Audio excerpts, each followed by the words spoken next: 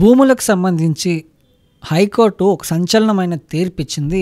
ఆ తీర్పు ఏంటో మనం ఇప్పుడు తెలుసుకుందాం. టైటిల్ను నిర్ధారించే హక్కు తహసీల్దార్కి లేదని హైకోర్టు అయితే స్పష్టం చేసింది. అంటే ఎలాంటి నిబంధనలను ప్రస్తావించకుండా భూమిపై టైటిల్ను నిర్ధారించే హక్కు తహసీల్దార్కి లేదని స్పష్టంగా చెప్పింది. అండ్ ఈ తీర్పు ఏ సందర్భంలో చెప్పిందంటే ఓల్డ్ సర్వే నెంబర్ 380లో దాదాపు 5 ఎకరాల ల్యాండ్ ఉంది. అండ్ ఈ 5 ఎకరాల ల్యాండ్ లో తోలు పరిశ్రమ ఒకటి ఉంది. ఈ ఓల్డ్ సర్వే నెంబర్ 380 ఏదైతే ఉందో అందులో 5 ఎకరాల ల్యాండ్ ఉంది. ఆ 5 ఎకరాల ల్యాండ్ లో ఈ తోలు పరిశ్రమ అనేది అయితే ఉంది. అండ్ ఈ భూమి ఏదైతే ఉందో ఇదంతా ప్రభుత్వ భూమి అని 2019లో తహసీల్దార్ జారీ చేసిన ఉత్తర్వులను హైకోర్టు కొట్టేసింది. అంటే ఒక వ్యక్తి 5 ఎకరాల భూమిని కొని అందులో తోలు పరిశ్రమ పెట్టుకొని దాన్ని నడుపుకుంటూ ఉండేవాడు.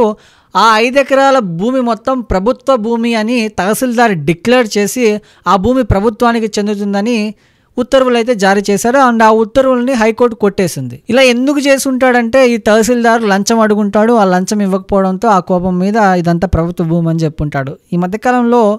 ఈ మధ్యకాలం అనే కాదు, ఎప్పటి నుంచో సాగుతున్న ఇది ఏంటంటే తహసీల్దార్లు కానీ రెవెన్యూ డిపార్ట్మెంట్లో కొంతమంది, అందరూ నేను చెప్పను, కొంతమంది లంచాలకు అలవాటు పడి ఇలాంటి చర్యలు అయితే చేస్తూ ఉంటారు. అండ్ 5 ఎకరాలు కొని 5 ఎకరాల్లో ఈ తోలు పరిశ్రమ ఎవరైతే రన్ చేస్తున్నారో ఆ వ్యక్తి హైకోర్టుకి వెళ్ళి ఒక పిటిషన్ వేస్తే అప్పుడు హైకోర్టు ఆ పిటిషన్ తీసుకొని ఈ తీర్పు అయితే ఇచ్చింది. క్లియర్ కట్ గా భూమిని ప్రభుత్వ భూమి అని నిర్ధారించడం చెల్లదని చెప్పింది. అండ్ ఈ 5 ఎకరాల ల్యాండ్ ఏదైతే ఉందో నిజాముద్దీన్ అనే వ్యక్తి నుంచి 40 మంది దాకా, దాదాపు 40 మంది వ్యక్తులు వెళ్ళి ఆ ల్యాండ్ పర్చేజ్ చేశారు. అందులో ఈయన ఒక 5 ఎకరాలు కొన్నాడు.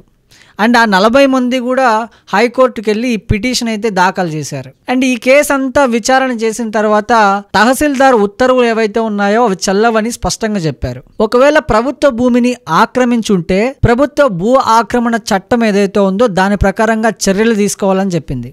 అండ్ భూ ఆక్రమణ చట్టం ఏదైతే ఉందో ఆ చట్ట ప్రకారం చర్యలు తీసుకొని దాన్ని ప్రూవ్ చేసే బాధ్యత ఎవరిదంటే తహసీల్దార్ది. అండ్ తహసీల్దార్ దీన్ని పక్కా ప్రూవ్ చేసుకోవాలి. అలా కాకుండా సింపుల్గా తహసీల్దార్ ఏం చేశాడంటే ఇది ప్రభుత్వ భూమి అని డిక్లేర్ చేసి ఉత్తర్వులు అయితే జారీ చేశాడు. సో ఇలాంటి తహసీల్దార్స్ని, ఇలాంటి రెవెన్యూ డిపార్ట్మెంట్ వాళ్ళని ఏం చేయాలంటే పక్కగా ఒక 2-3 సంవత్సరాలు జైల్లో పెట్టాలి. అప్పుడు కానీ వీళ్ళకి బుద్ధి రాదు. ఎందుకంటే ఇలా జైల్లో పెట్టకుండా వాళ్ళకి కఠిన చర్యలు తీసుకోకపోతే ఇలాంటి తహసీల్దారులు ఇంకొంతమంది పుట్టుకొస్తారు. అలా జరగకుండా ఉండాలంటే ఒక 2-3 ఏళ్ళు వీళ్ళకి కఠినంగా జైలు శిక్ష విధించాలి. ఎందుకంటే ప్రతి ఒక్కరూ ఎక్కడికి వెళ్ళినా లంచం లంచం లంచం లంచం లేనిదే మంచం దిగడు అన్నట్లు అయిపోయింది పరిస్థితి. అండ్ ఇంకో ఇంపార్టెంట్ విషయం ఏంటంటే రెవెన్యూ రికార్డ్స్, ఎంట్రీలు భూమిపై ఎలాంటి హక్కులను నిర్ధారించలేవని, ఆ అధికారం తహసీల్దార్ కి లేదని కూడా చెప్పింది. అండ్ ఇది చాలా జాగ్రత్తగా వినండి. రెవెన్యూ రికార్డ్స్ కానీ ఎంట్రీలు కానీ ఇవన్నీ భూమిపై ఎలాంటి హక్కుల్ని నిర్ధారించలేవని చెప్పింది. అండ్ ఆ నిర్ధారించే అధికారం తహసీల్దార్ కి లేవని కూడా స్పష్టంగా చెప్పింది. ఇప్పుడు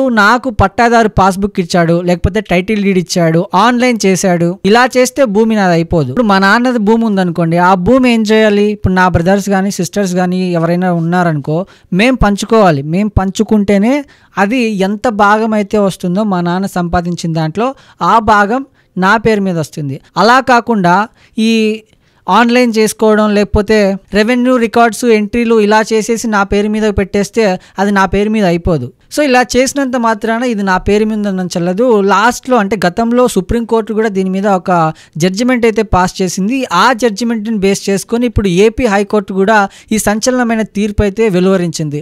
ఈ సంచలనమైన తీర్పు వచ్చిన తర్వాత తహసీల్దార్లు ఎవరైతే ఉన్నారో వాళ్ళు మారతారు అని మనం కూడా ఆశిద్దాం. ఎందుకంటే ఎక్కడికి వెళ్ళినా లంచాలు లంచాలు లంచాలు. ఈ తహసీల్దార్లు కానీ రెవెన్యూ డిపార్ట్మెంట్లు ఎవరైతే ఉన్నారో వాళ్ళ మీద కానీ కఠిన చర్యలు తీసుకోవాలి. ఇప్పుడు ఈ తహసీల్దార్ మీద ఇప్పుడు 40 మంది వ్యక్తులు ఎవరైతే హైకోర్టులో ఈ పిటిషన్స్ వేశారో వాళ్ళు ప్రైవేట్గా వెళ్ళి ఆ తహసీల్దార్ మీద కేసు వేయాలి. అది కూడా ఎలా వేయాలంటే తప్పుదోవ పట్టించే ప్రయత్నం చేశాడు, ఇలా మా భూమిని ప్రభుత్వ భూమి అని డిక్లేర్ చేసి దాన్ని ప్రూవ్ చేయడానికి చూశాడని చెప్పేసి ఇతని మీద ప్రైవేట్ కేసు వేయాలి. ఆ కేసు వేసి అతని మీద, అలాగే ఈ కోర్టులు కూడా ఈ కేసును తీసుకొని తహసీల్దార్ ఎవరైతే ఉన్నారో ఆయనకి 2 నుంచి 3 సంవత్సరాలు జైలు శిక్ష తప్పకుండా విధించాలి. కఠినమైన చర్యలు తీసుకోవాలి. అలా చేస్తేనే నెక్స్ట్ ఇలాంటి లంచగొండి తహసీల్దార్లు రాకుండా ఉంటారు, పుట్టకుండా ఉంటారు. ఎవరైతే అమాయక ప్రజలు ఉన్నారో చాలా మంది రైతులు కనీసం చదువు రాదు, అలాంటి రైతులు మోసపోకుండా ఉంటారు. సో ఈ తీర్పు ఏదైతే ఉందో చాలా మంచి తీర్పు అని నేను భావిస్తున్నాను.